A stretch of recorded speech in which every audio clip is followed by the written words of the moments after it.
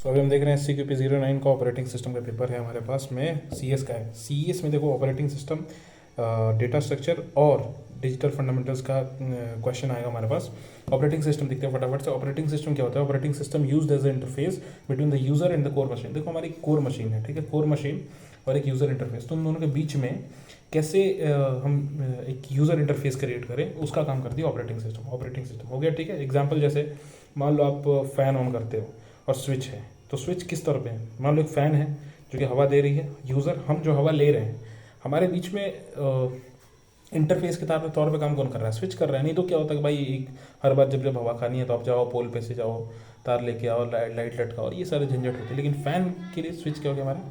एक इंटरफेस के तौर पे काम कर रहा है। नेक्स्ट है कार की स्टीयरिंग। मान लो कार है हमारे पास, तो कार की भाई स्टीयरिंग हमारी क्या कर रही है? वैसा थोड़ी हर बार उतर के गाड़ी को साइड में धक्का दे के फिर साइड करना पड़ेगा, फिर सीधे लेके चल रहे हैं फिर, तो वैसा नहीं है ना। आप स्टीयर करते हो स्टीयरिंग व्हील को और कार मूव हो जाती है। नेक्स्ट चीज़ है, it is a program system software. ये क्या है? एक प्रोग्राम कह लो या सिस्टम का सॉफ्टवेयर है, पूरे सिस्टम का सॉफ्टवेयर, पूरा सिस्टम इस पर रन करता है, ठीक है। नेक्स्ट है, it is a resource manager या एलोकेटर। हमारे जितने भी रिसोर्स होते हैं, ठीक है, उसको मैनेज करना या एलोकेट करना, ये किसका काम है? ऑपरेटिंग सिस्टम का काम है। नेक्स्ट है, प्लेटफॉर्म प्रोवाइड करता है जिसपे कि सॉफ्टवेयर इंस्टॉल होते हैं, प्रोग्राम करता है ताकि एक्सेस कर सके सॉफ्टवेयर को, ठीक है। नेक्स्ट अपना, इसमें एग्जाम्पल्स हैं इसके सारे। ये एग्जाम्पल कौन कौन से हैं? विंडो ओएस होता है, मैक ओएस होता है, लिनक्स होता है, यूनिक्स होता है, मोबाइल होता है, RTOS होता है। अब देखो कौन कौन सा होता है, ज़रा ज़रा सा जान लो भाई। विंडोज़ तो सबको ही पता है, सभी यूज़ करते हैं, विंडोज़ 10, 7, 9, 8 जो भी यूज़ किया आपने अभी तक। मैक कौन सा होता है? या मैकबुक वगैरह जो करते हो उसमें भी यूज़ होता है। नेक्स्ट होता है लिनक्स। लिनक्स अपना कौन सा होता है? जो कि सरकारी ऑफिस में ज़्यादातर देखोगे तो लिनक्स या यूनिक्स ही होता है ना, ठीक है।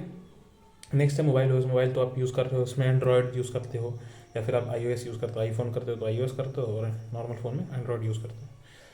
नेक्स्ट है RTOS। RTOS होता है रियल टाइम ऑपरेटिंग सिस्टम। जैसे कि इसका एग्जांपल अगर आपसे कभी पूछे तो इसका एग्जांपल देखो बड़ा सरल है। इसका एग्जांपल है कि आपने देखा होगा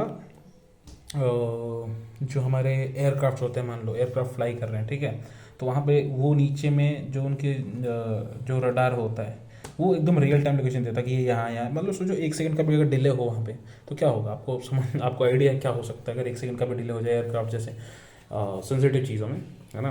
गोल्स क्या है? गोल्स और फंक्शंस क्या है ऑपरेटिंग सिस्टम के? तो गोल है ऑपरेटिंग सिस्टम का, प्राइमरी गोल तो है कन्वीनियंस, कि भाई यूज़र फ्रेंडली होना चाहिए, लोगों को दिक्कत ना हो इसकी वजह से, ये एक पहला गोल है। दूसरा गोल है, सेकेंडरी गोल है एफिशिएंसी, रिलायबिलिटी और मेंटेनेबिलिटी, ठीक है।